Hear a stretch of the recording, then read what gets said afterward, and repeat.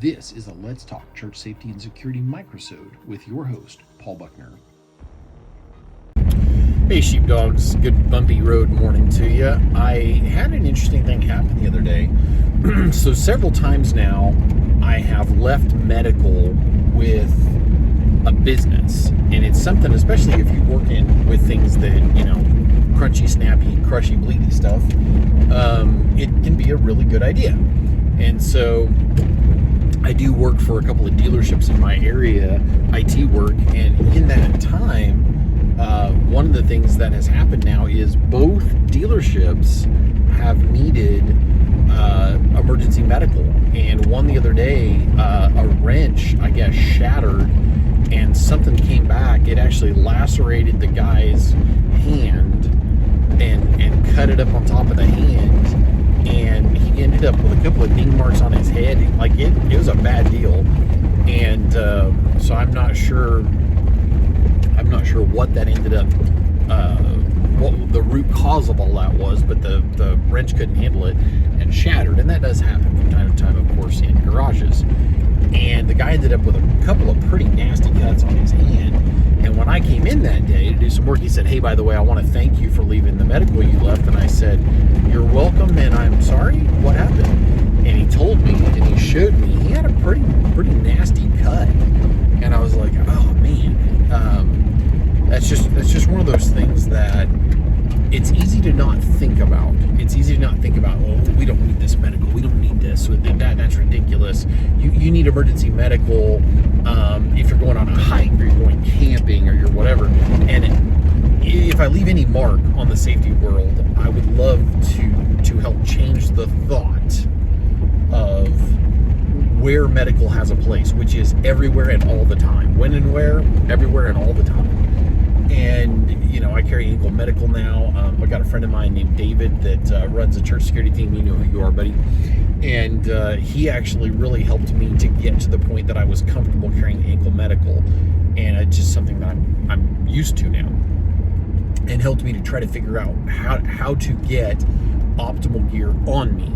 And so I went out, I got the guy another sterile dressing, I got him some more tape and so forth, to where they have dedicated materials more and they haven't lost anything by his injury. And it's something that actually needed stitches, but being a mechanic, he grabbed some crazy glue and crazy glued the wound shut, which is fine. He cleaned it well, he crazy glued it shut, he stopped the bleeding, and like many mechanics, he went right back to work. Now, I am not a medical professional, nor do I pretend to be one. I've never even played one on TV. I did play one though during a sheriff's department active shooter training, if that counts. But anyway, what ends up taking place with something like this is you don't need it, and I put that out there, hanging quotation marks, you don't need it until you need it. And then when you need it, like a fire extinguisher, it could hang on the wall for years and you don't need it. And then when you need it, it might be the only thing that you need. And so now at two separate garages in two separate states, in one case, a gentleman had a cutoff wheel on an angle grinder shatter and just tear him up. And that is heartbreaking. And they actually put, as I understand it, a tourniquet around his wrist to stop the bleeding. And with the just absolute, as we get older, the absolute, I don't know what I want to say, how common it is for people to end up on blood thinners. The necessity of having medical around for that is just huge. And emergency medical, and I don't mean band-aids and boo-boo stuff. I mean, I'm gonna bleed out stuff. And so that was one of those things that was very rewarding. It's happened more than once now, and it was definitely rewarding to know that was there when they needed it. And that is, again, I like getting calls from churches, emails and things that say it reminds me that God is using these conversations, God is using the podcast and in-person visits and phone calls and what have you to grow ministries. And when people get a hold of me and say, hey, that thing you said about training, or that thing you said about this got me, off the bench. I had a guy now, you know who you are, buddy. He's lost like 80 pounds and has really been working on his health. And I love it. I just love it. He's so much more motivated. And from time to time we talk. He's been a friend for years now. And that is very rewarding. So when I hear things from churches like, hey, you helped us get off the ground, and you helped us to get our church security team started and going, and this thing happened, that if we hadn't had our security team, our safety team, whatever, this person probably would have died. And for most folks, knowing that they saved a life is going to be, unless you're like in EMS, the military, law enforcement, something like that, firefighter, knowing that you saved a life is going to be a high point of your safety career. And I hope that you don't have to do it a lot, unless you are a safety professional, just because that's part and parcel to that job. But it is incredibly rewarding when I hear from people that some little thought that I was able to help them with helped to make the difference when it mattered, and help them to get training. You know, I've had guys tell me, hey, that thing you said, I shared that with my pastor, or I played that for my pastor, and he really, really liked it.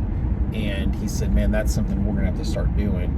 And waving at one of the cops I chaplain. So anyway, bringing that all the way around, when we have a culture of safety, and when we make a point of doing these things, when we have the right gear and the right knowledge of how to use that gear at the right time. And what we can't do is this thing where we're like, oh, well, I've got a tourniquet, and because I've got a tourniquet and one chest seal and one set of gauze, sterile bandage pouch, I'm somehow covered. It's not this talisman that wards off evil. It's a start.